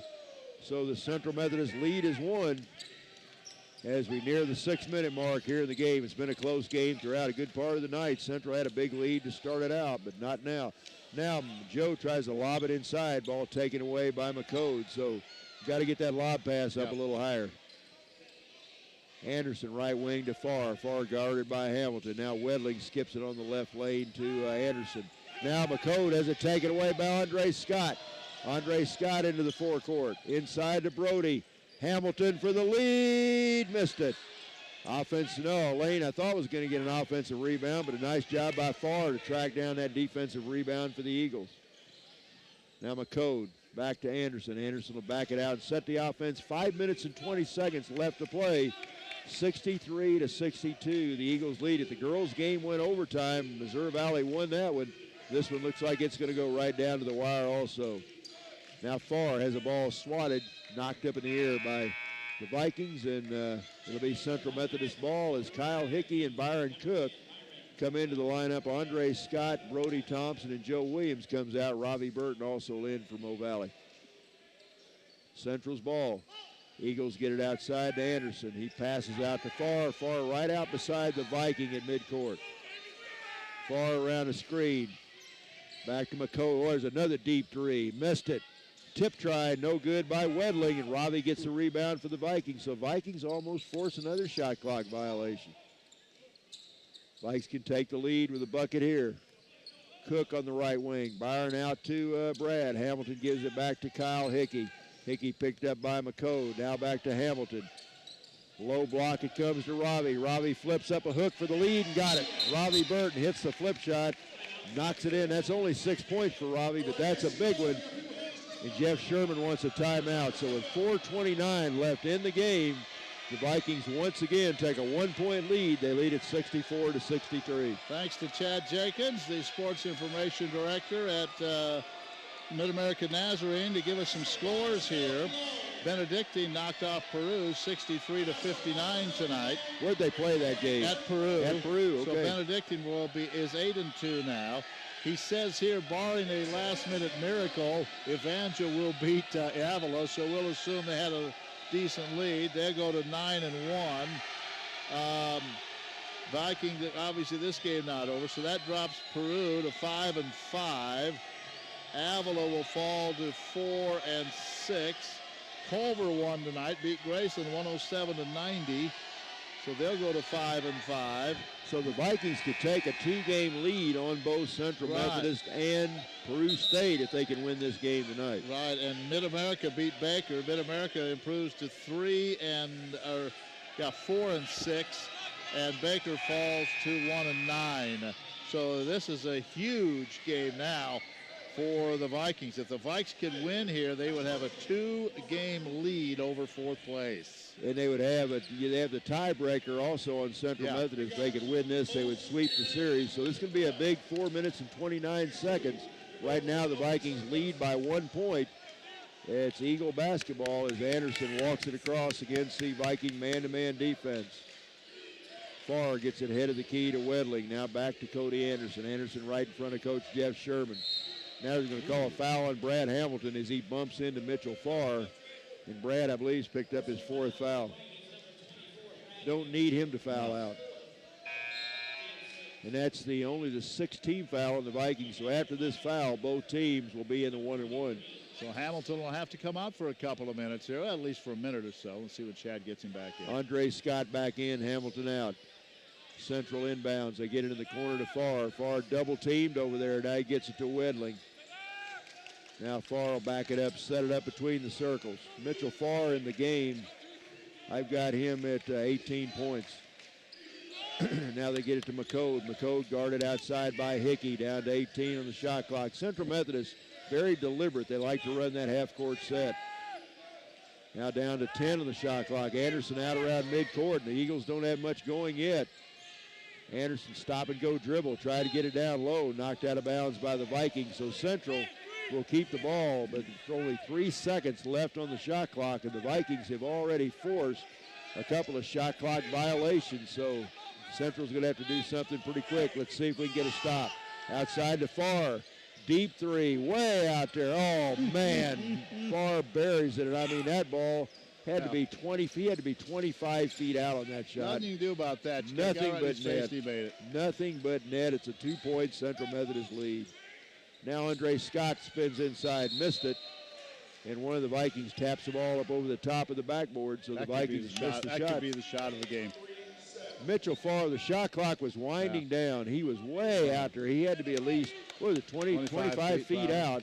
He just arched one way up in the air and nothing but net, and he swished it. Wow. 66-64. We're down to 3 minutes and 14 seconds in the game. Cody Anderson dribbles inside. Anderson back to McCode. McCode down Main Street. Now knocked away, but he gets it back. Central very patient on offense. Far down the middle. Throws up a runner. Missed this one. Nice rebound, Robbie Burton. Good job, Robbie. As Robbie goes up in the crowd and rips that rebound away. 2:50, under 3 minutes. Now Robbie goes in and lays it in. So a big rebound by Ravi on one end. That time he got the ball and took it right down the middle. We're tied again. This time it's 66. 2 minutes and 40 seconds left to play in the game. Well, this team's about tied in the conference. Why not? Go right down the last possession. Outside far, guarded out there by Hickey. Comes around a screen. Look out. Get on far. He's hotter than fire. Lobs it inside. Wedling open. Down low. Missed a layup. And now Stegman gets a rebound. He's fouled by Ravi Burton. Boy, we dodged the bullet there as that time Mitchell Wedling had a wide open layup and missed it. And they say Ravi goes over the back, and that's going to be a 1-and-1. That's going to be the third foul on Ravi Burton. Now, once again, though, even though they argue it was a foul, the Vikings did not block out Stegman. He just crashed it in there. Stegman with a 1-and-1, his first trip to the line tonight. He has 2 points. He missed it. Rebound Ravi, so the Vikings dodged the bullet there. Here come the Vikes with a chance to take the lead, nearing the 2-minute mark in the game. 2 minutes and 14 seconds left to play. Cook, right wing, Andre Scott. Andre goes to the right wing, now gets it out to Lane. A three for the lead. Missed it. Offensive rebound, Ravi, and he's shoved in the back that time by Mitchell Wedling. So a great job by Ravi Burton. It's good to see the big man playing big in a big situation here. Yeah, he hadn't played that many minutes. Joe Williams played a lot, but right now Ravi is playing really inspired basketball. They'll go to the line, shoot a 1-and-1. That's the 18th foul. That's 4 fouls on Mitchell Wedling. Now, Ravi, we could use a couple right here. 2:04 left to play. Game tied at 66. First one's good. So Ravi, the big man, did what Central Methodist big man Stegman couldn't do. He knocks down the first free throw. He'll earn the bonus and a chance to give the Vikings a 2-point lead here. Ravi bends, second one in the air. Got it. Got them both. So nice job by the big guy. He's in double figures now with 10 points. It's a 2-point Viking lead. We're under 2 minutes in the game. Still anybody's game here, and it's been tight the entire way. Now Cody Anderson drives inside. I'm not sure that's a shot Coach Jeff Sherman wanted. Now McCode outside. He traveled. And Mike McCode doesn't like the call, but he shuffles his feet out the head of the key, turns it over. So good defense again by the Vikings. And I don't know that Coach Sherman wanted Cody Anderson driving down and forcing up a flip shot, but he missed the shot, and the Vikings get it back with 1:48 left to play. Vikings lead at 68-66. This could be a big win if the Vikings can hold on and get this one. Now Hamilton, who's back in the lineup, skips it to Andre. Andre fakes a three. Head of the key, Burton now tried to lob it in, forced it over the top, and that lob pass just not working right now. Tried to get it to Lane. Central takes it away. Look out for Farr. He gets the ball across the timeline. Now Greg Williams will set it. Now Coach Jeff Sherman wants a timeout. So we're down to 1 minute and 22 seconds in the game. The Vikings nursing a 68-66 lead. I'll tell you what, Ken, for a night where the place is packed, you couldn't ask for two better games than what we've seen here tonight. And this one will go right down. Obviously, we'll go right down to the last possession here with a minute 22 to go. Evangel won 93-84 over Avila, so they will remain in first place 9-1. The only thing deciding is whether the Vikings will be in third or tied for third with Central Methodist. That's the only thing left to decide. So Evangel still first at 9-1, Benedictine 8-2, then Peru and Culver both 5-5. Avila is 4-6, Mid-America 4-6, Graceland 2-8. That's where we go Saturday, and Baker 1-9. Yeah, you know, in the Vikings, one thing you have to remember as we go down the stretch, the Vikings play 4 of their last 6 conference games on the road. We've got tonight at home. We're on the road at Graceland Saturday. Come home a week from Saturday to take on Mid-America. Then hit that 6-game stretch where 4 of them are on the road. Because you remember, we were supposed to go to Peru State the first half of the season. Instead, they came here. So we've got to make that trip up north on Valentine's Day. So Vikes need to get these wins right now at home, especially if they can. 68-66 Valley, 1:22 to go. Orange Crush night, alumni social, a huge crowd, not many seats open tonight. A lot of people standing in the balcony on our right, the north side of Burns Gymnasium, Grover C. Redford Gymnasium. Here we go. 68-66, the Vikings lead it at Central Methodist ball, down to 1:20 in the game. Anderson outside to Farr, gets it head of the key to McCode. McCode guarded by Hickey. Back to Farr. Andre Scott all over Mitchell Farr out there. Now Farr backs it up down to 9. Central Methodist had trouble with the shot clock. Deep three by Farr. He finally missed one. Rebound, James Lane. Nice job, James. James got the defensive rebound. Good defense by the Vikings once again. Chad wants a timeout. He's going to bring Hamilton back into the game. Good miss, and I'll tell you, the Vikings that time were not going to give up an offensive rebound. So Chad takes the timeout. 54.6 seconds to go, 27 seconds on the shot clock, and the Vikes have a 2-point lead. So you can take a lot of time off the clock, and what the Vikings are trying to do is love to have a 2-possession game here, so they could do that and keep that clock moving as quickly as you can. Well, and several times, Ken, here in the last few minutes, the Vikings have made Central Methodist run that shot clock all the way down. That time, I'm not sure Farr wanted to launch that shot, but he just about had to because the shot clock about to expire, and Missouri Valley's forced 2 shot clock violations already. So Vikes really playing pretty good defense here down the stretch. Playing great defense. Now, let's see what Chad Lance will draw up. Chad takes this timeout. The last time we had a timeout, he drew up a screen that freed Brad Hamilton for a deep 3 from the corner, which he buried. Hamilton, by the way, has 12 points, including 4 3-point field goals. But you don't want to shoot well, here's the other thing, Joe. If you do score, you might want to do it before 30 seconds and kind of play the 2-for-1 game. See if you get 2 possessions to 1. So let's see. Vikings will probably just go out and play. If they get a good shot, they'll take it because then they'll get yet one more possession. And be careful of that lob pass. That lob pass has not been very kind to the Vikings here in this half. All right, Viking ball. Cook outside. 50 seconds left in the game. Vikes up by 2. Outside Cook, yo-yos, now gets it to Andre Scott. Scott picked up by Stebbins. Looks like Central in the zone defense right here. They're in a 1-3-1 zone, I think. 13 on the shot clock. Cook, Byron spins in, back to Scott. In the corner, Brad Hamilton got it. Brad knocks down a 3 from the corner, and that's huge. That's Brad's 5th triple of the game. Vikings up by 5, 29 seconds to go. Now McCode drives down inside, flips it up, and he's fouled. So Mike McCode goes right down the middle, but what a big 3 by Brad Hamilton out of the corner. Brad buried it right in front of the Viking bench, and he gives the Vikings a 5-point lead with 24.2 seconds. And now Ravi Burton, I believe, just picked up his 4th foul, so that's going to put Mike McCode on the line for 2 shots. As McCode will try to make this a 1-possession game if he can knock them both down. First shot, good. So McCode will have one more. He's been pretty quiet the second half. He had 12 points in the first half, only 5 in the second. He's got 17 in the game, and he'll have one more shot here. McCode to try to make it a 1-possession game. Shots in the air, got it. So McCode knocks down both. It's a 3-point game with 23 seconds left. Now pressure. Now they foul James Lane as McCode whacks James in the backcourt. That's going to be 4 on McCode. All right, now it's a free throw shooting contest. McCode, only a 56% free throw shooter, knocked his 2 down. And let's see what James can do. Lane has not had a free throw. I've got him with 19 points on the night.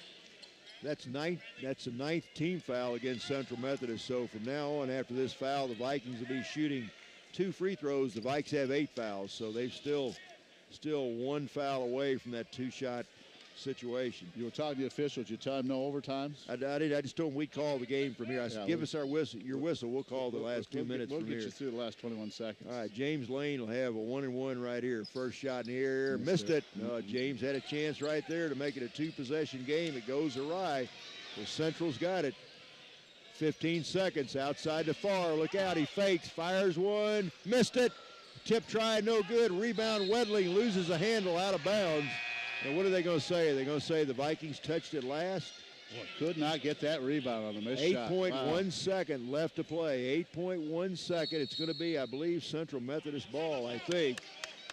71-68. The Vikings lead it as Mitchell Farr took a deep 3. And the way things were going, I was thinking maybe that was going in. I was hoping not, and I'm glad it didn't. But once again, the Vikings failed to get the rebound, and that has really cost them here in the second half. Everything they've done well, they just have not been able to get that defensive rebound. So it gives CMU another chance. Now the Eagles will have to set up for the 3-point shot. Who's that young man that just took about 10 flips right across the floor? He started down the far baseline, flipped up in the air. I got dizzy just watching him.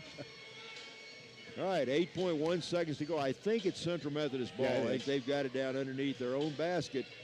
The Vice can give up a 2. They can't. The 2 things they can't do. They don't want to give up a 3, and they don't want to foul somebody on a 2-point shot. Well, here's where you get that thing. Do you let them take a 3 or do you foul?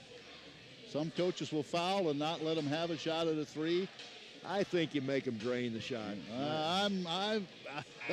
I've seen it work both ways. I know. So. There's no. You just kind of have to know your talent. You kind of have to know the other team and who can do what. I would not give Farr an open 3. I know that. But the problem is if you try to foul somebody, you foul them on the shot, and it goes in, then you're really in trouble. Then you're giving up a 4-point play. And, you know, a good free throw shooter will walk right to the line and drain 3. So I don't know.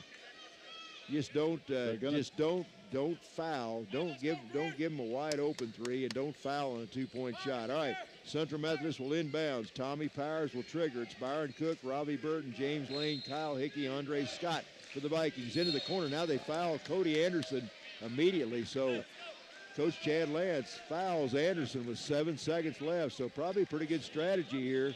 If you can make the free throws now or get a rebound. Yeah, that's going to put Cody Anderson on the line for a 1-and-1. Now all free throws or all fouls after this will be 2 shots, but we've only got 7 seconds left. So Cody will make the first and maybe try to miss the second. Or he'll go for 2. They'll foul immediately. So I was thinking when you said foul on the shot. No. You're talking about, I think that's a good strategy right there. I wasn't even thinking of that. No, foul immediately or even after a couple of seconds. As long as they're not shooting. No, not on the shot. All right, Cody Anderson will have a 1-and-1 right here with 7 seconds left to play. Vikings with a 3-point lead. If we can get a miss and a rebound, the Vikes would be in great shape. And now I think Coach Jeff Sherman, I think he called. Does he want a timeout? I'm not sure. Both teams coming towards the bench right now. I'm not sure what's going on here. I haven't seen anybody call a timeout, but maybe Central Methodist took one. Cody Anderson, if you're wondering, 77% free throw shooter. So he's a good free throw shooter. Yep. Cody's been with this program a long time. He really has not been a starter up till now, but he's started tonight, and he's played pretty well. He's got 5 points. Make the first one, and will he miss the second, or probably try to make them both, then a quick foul? Anderson tried to pull the Eagles within 2. First shot, missed it.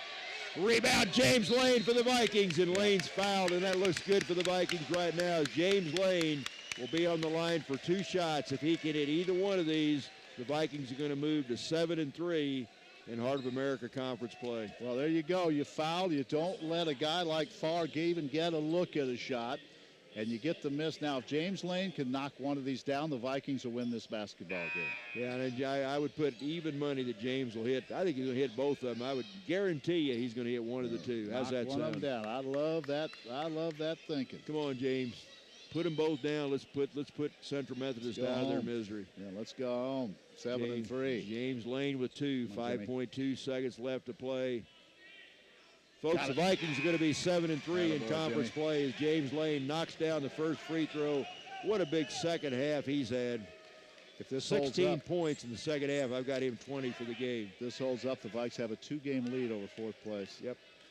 Lane to try to put more icing on the cake, and he missed this one. That's academic, though, unless Joe Williams got the rebound. Big Joe gets a rebound. He's fouled, and now Big Joe's going to go to the line for 2 shots with 4.1 seconds left. So the Vikings have held serve here at home. They've swept the season series against the Central Methodist Eagles. They've, after a sluggish first half, have come roaring back, as they've done a couple of times here at home. They come roaring back in the second half. And Williams knocks down the first free throw, 73-68. Joe could make it a 3-possession game if he can hit this. No, it'd still be a 2, wouldn't it? Still be a 2-possession. With only 4.1 seconds. It's all academic now. Yep. Second shot by Joe is no good. Rebound, Hunter. No fouls. 1. There's a shot at the buzzer by Anderson. No good, and the Vikings have come from behind. They trail by 8 at halftime. They come back in front of a huge, let's call it a sellout crowd, and they come back and win it 73-68 as they knock off Central Methodist for the second time this year. So now not only do you have a 2-game lead on Central Methodist, you also have the tiebreakers. So in essence, you're 3 up on them. So big second half. And I guess if you talk about players of the game, I would go with James Lane and Joe Williams. Yeah, both played very well. Yeah, they both. James Lane, that huge second half. What did we say? 17 points for James in the second half, 21 on the game. So, yeah, he played a great second half. And now we've got a very winnable game on Saturday, but a tough place to play as we head to Graceland. Oh yeah, but the Vikes get a big win. They hold a serve here, 7-3 now. So Evangel 9-1, Benedictine 8-2, Missouri Valley is 7-3, and then you have Central, Peru, and Culver all 5-5. Avila and Mid-American Nazarene are 4-6. Graceland is 2-8. And Baker 1-9. So, Joe, all of a sudden you're in third place and you have a 2-game lead on fourth. Wouldn't it be nice? A long way to go yet, but would not it be nice to have 2 home games here to start the postseason conference tournament? Well, this is a good start. A men's game and a women's game. How nice would that be? This is a good start to get this one. And some of the fans that came here tonight out congratulating the basketball players. Good game. And remember, the Vikings trailed by 17 points at one time in the first half. Yeah, they did, and they trailed. They were down 27-10. And really a very poor ending to the first half. Vikings going for the last shot, try to make it a 4-point game. They throw it away. They're actually down by 8 at intermission, and you kind of felt like this might not be our night. But as they did against Peru State a couple of weeks ago, a big second half, and they come back and play very well down the stretch and get a big home court win. Again, the games tonight, and thanks to Chad Jenkins for keeping us updated. This one 73-68. Other games in the conference, Benedictine beat Peru 63-59. Evangel over Avila. Culver beat Graceland, and then it was Mid-America over Baker 75-60. So there you have the scores from tonight. And the Valley now a game out of second, but with a 2-game lead on fourth place. So big night for the Vikings. We wait for the coach to come in. Let's go over the scoring. James Lane had 20 points. Brad Hamilton 15 on 5 3-pointers. Raviel Burton had 10. Joe Williams had 10 big points. 6 apiece for Byron Cook, Andre Scott, and Jordan Bowling. Leading the way for CMU tonight was Mitchell Farr with 21, 18 for Mike McCode, 12 for Quentin Hunter, 8 points for Mitchell Wendling. Stegman had 2, 5 for Cody Anderson, and 2 for Devin Pearson. The Vikings end up shooting 51% from the game after 46% in the first half, 57% in the second half. CMU shoots 46. Chad Lance joins us, and Coach, your man under my own heart, I like that foul on that last possession. I like that play. Well, I looked at Coach Powell and I said, foul, and he looked at me, and, you know, I believe anytime under 8 that you foul, and all I was doing was saying my blessings and hoping it was the right call, because, you know, you always see it can go different ways, but what I didn't want to definitely do was to give up a 3. To Farr. And I thought that was the right call. Well, Farr, he buried that 3 earlier from down here about 25 feet out, so he's got the range. You come out, the crowd is quiet. They're waiting for the 10-second, the 10 points, and all of a sudden you look up, you get your 10, but you're down 27-10. Yeah, I know. 17-point deficit. They came out and just were on fire. Well, they were on fire, you know, and I knew that they was going to be juiced and be ready to go, and. You know, I keep telling our guys that analysis by paralysis. You know, I need us to be able to step up to the plate for that big game. But you know, there's no fight, there's no quit in our guys, and I'm so proud of them. As much hollering and screaming as I do, and berating, and poor Raviel Burton. I don't know if he's got any backside left, but. Hey, it is what it is. It was a group team win. You look at it right there. We got 4 guys in double figures, and Big Joe Williams. Oh man. He did an absolutely phenomenal job down the stretch. We needed some buckets, and we went into the paint, and you know, I couldn't be more happy with him. And he's got some touch, doesn't he? He used that glass, and he with the right and left hand. He's been a great lift for us this year. And Ravi struggled some, but boy, those last few minutes of the game, he was playing like a man possessed. Well, big rebounds, and you know, it was great ball movement for our guys to be able to go weak out of the zone, and we got Brad loose in the corner, and I think I had every one of my toes crossed. Brad had 5 threes. And then you talk about James Lane. That second half, he was something else in the second half. Ain't no quitting that kid. Fighter, fighter, fighter. That's all I can say. Coach, I've got the other scores here. You probably don't have them yet, but Benedictine beat Peru 63-59. Evangel over Avila. Culver beat Graceland 107-90, and Mid-America over Baker 75-60. So, Evangel's 9-1, 8-2. Benedictine, you're 7-3. Then CMU, Peru, and Culver all 5-5. So all of a sudden, you've got a 2-game lead on fourth place, and you own the tiebreaker up at one of those teams. Well, we got to go to Graceland, you know, and Graceland's not an easy place to play, No. so we got to make sure we got our best foot forward there, and you know, and bring the whole bus, of fans. What a great atmosphere tonight for our second annual Orange Hush. Hats off to my wife and to the McGraws and to Colin Smith and to our university for allowing us to be able to do that, and they were definitely the sixth man today. And I'll tell you what, Coach, we go up to Graceland, always tough. Now, I was thinking, now your team is becoming that team that everyone gets up for. When you're in the top three, that's the game now. When you go to Graceland, when you come home against Mid-America next Saturday, that's the team now that they're going to put a bullseye on because you're one of the top teams in the league, so it even becomes a little tougher. Well, I tell our guys all the time with all the stuff that we do, I said to whom much is given, much is required. So that's where we're at right now. We put ourselves in some situations offensively and defensively and won some games. So much is required when we step out on the field because we're in a good position right now.